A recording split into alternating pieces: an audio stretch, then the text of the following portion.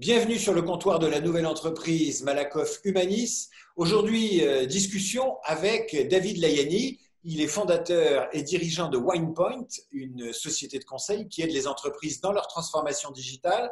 Lui aussi a vécu le confinement, il a vécu le déconfinement et il propose aujourd'hui, avec d'autres acteurs institutionnels, une application qui s'appelle Copass et qui aide les salariés à se déconfiner et à revenir dans l'entreprise. Il va nous en parler.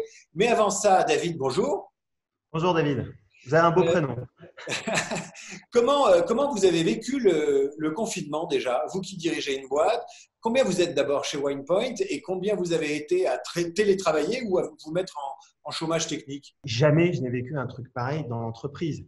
Et lorsque le 16 mars, il a fallu parler à l'ensemble des salariés de l'entreprise, un, pour leur donner toutes les mesures d'urgence, deux, leur dire comment on allait organiser ce confinement, trois, quelle voie nous allions emprunter pour nous relever avec courage de ce moment-là, je peux vous dire que j'ai vécu un moment très particulier. Jusqu'au dernier moment, j'ai voulu rester dans mon immeuble parce que je ne me voyais pas ailleurs, ni à l'appel au large de la montagne, de la mer ou ailleurs. C'est bien dans l'entreprise que je voulais rester. Au-delà de ça, on est tous inégaux face au télétravail en tant qu'individu ou en tant qu'entreprise. Et souvent, le destin des deux est indéfectiblement lié selon les conditions dans lesquelles on vit pour les individus et selon la maturité en matière de transformation et notamment digitale pour les entreprises. Beaucoup de nos amis ou de nos clients ont mis des années, parfois 10 ans, à négocier des accords de télétravail, parfois pour 20% de leurs salariés, 1 ou 2 jours par semaine. Et là, en l'espace de 48 heures, elles ont dû mettre 99% de leurs salariés en télétravail. David, comment vous expliquez que ce soit allé aussi vite? C'est l'urgence, c'est l'hypothèse de mort économique, c'est la gravité de la crise qui fait qu'on oublie les process, on oublie les accords collectifs et on s'y met. On C'est les comme ça oublie qu'on pas, on les franchit repense pas. L'instinct de survie, c'est le meilleur facteur de transformation et de changement. Quand il y a une nécessité, on comprend beaucoup mieux pourquoi on doit changer. Et ça va du premier employé de l'entreprise jusqu'aux dirigeants. Il y a beaucoup de dirigeants de très grandes entreprises qui n'avaient plus vu un ordinateur depuis longtemps ou qui n'avaient plus jamais travaillé seuls dans un bureau. Comment ils ont fait cela, sans assistant, sans assistante, sans les collaborateurs autour d'eux? Ça existe encore, ça, des patrons qui ne touchent pas un ordinateur? Alors, à la seconde où on parle, ça n'existe plus. Je peux vous confirmer que l'ensemble des patrons avec lesquels j'ai discuté se sont mis extrêmement rapidement au caleçon, chemise, cravate, l'ordinateur devant et l'organisation d'un ensemble de réunions. Comment vous voyez le déconfinement? On a tous en nous une position un peu duale. On a envie de se remettre au boulot et on n'a pas du tout envie de choper l'affaire. Et donc, qu'est-ce que vous dites à un salarié qui vous dit moi j'ai la trouille de rentrer? Je vous disais tout à l'heure, il y a une inégalité importante face au télétravail. Il y en a qui le vivent dans de meilleures conditions que d'autres et qui sont beaucoup plus productifs à certains égards sur ce qui leur était acquis. Et l'autre difficulté, c'est pour les gens qui vivent dans des conditions moins confortables. Pour cela, le télétravail est bien pire qu'avant. Donc nous, ce qu'on a décidé, c'est d'y aller très progressivement et de ne pas nous concentrer sur les services qui en avaient le plus besoin, mais les personnes qui en avaient le plus besoin. Vous avez des jeunes qui vivent en colocation, dans des tout petits appartements qui partagent à plusieurs. Et c'est des mètres carrés qui partagent, ce n'est pas un projet de vie. Eh ben, on a besoin de les aider et de leur donner les moyens plus rapidement de retourner au travail. Qu'est-ce que c'est que la normalité maintenant liée à la présence sur les lieux? Elle va complètement évoluer. Avant, on disait quoi? Finalement, il faut aller dans l'entreprise pour travailler, effectuer des tâches et se retrouver en dehors pour partager des moments collectifs ou de convivialité. C'est précisément l'inverse qu'on est en train de recréer, puisqu'on s'est rendu compte dans cette période qu'on pouvait tout à fait à distance effectuer des tâches de manière beaucoup plus productive. Qu'est-ce qu'on n'arrive pas à retrouver ou à recréer en télétravail?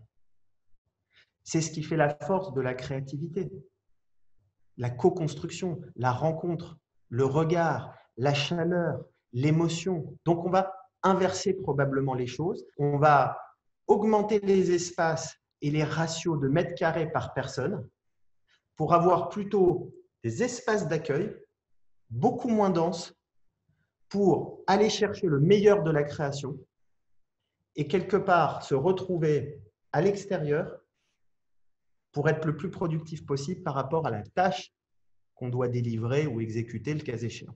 Vous proposez ces jours-ci une application qui va aider les salariés à revenir en essayant d'éviter justement les contaminations. Ça intéresse beaucoup de gens.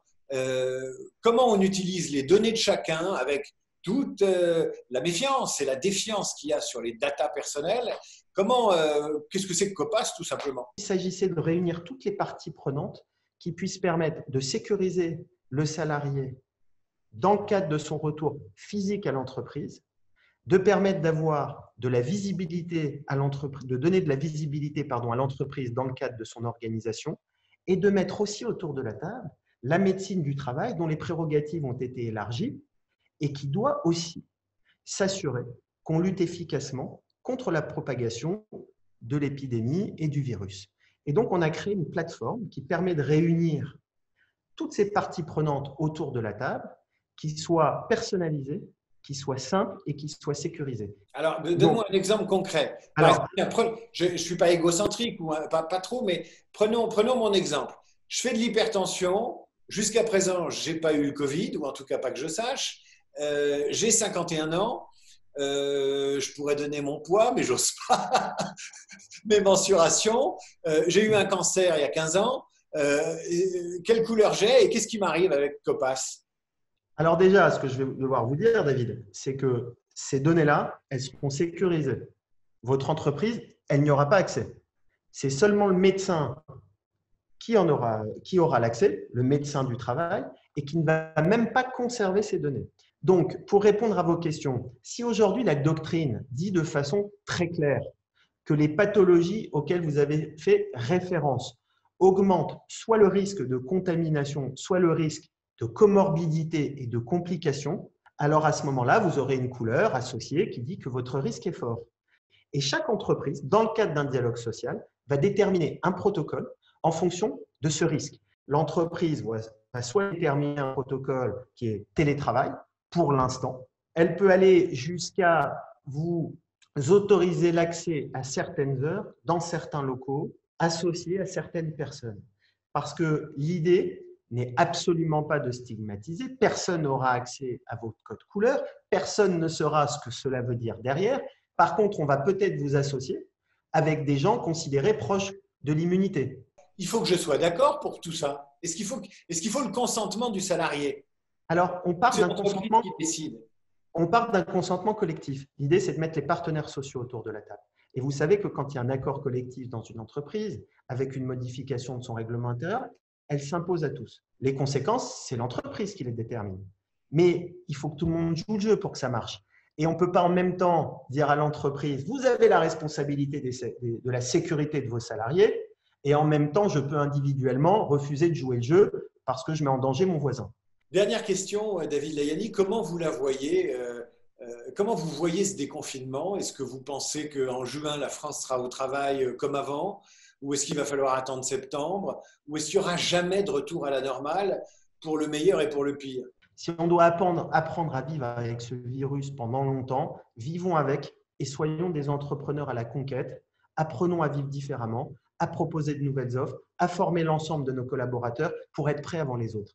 Parce que c'est ceux qui se relèveront le plus vite qui pourront s'en sortir mieux que les autres. Merci David Layani. Merci beaucoup David.